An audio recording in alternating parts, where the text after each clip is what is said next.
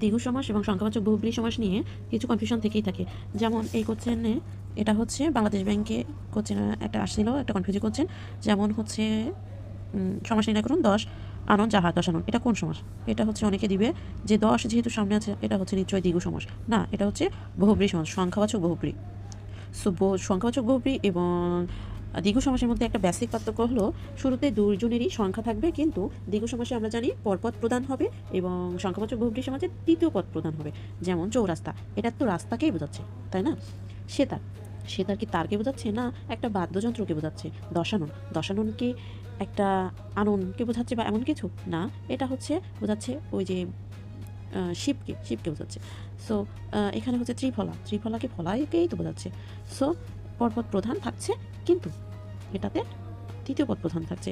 এগুলাই হচ্ছে মুখস্থ বা কয়েকবার পড়লেই মনে থেকে যাবে ইনশাল্লাহ। তো দেখে নিই। এক হচ্ছে চৌরাস্তা, ত্রিফলা, শতাব্দী, ত্রিলোক, সপ্তাহ, পঞ্চভূত, সপ্তর্ষি, সপ্তরথী, তেমাতা, চতুর্দশপদী, নবরত্ন, সাত সমুদ্র, চতুরঙ্গ, অষ্টধাতু, শতাব্দী, এগুলো দ্বিগু সমাস।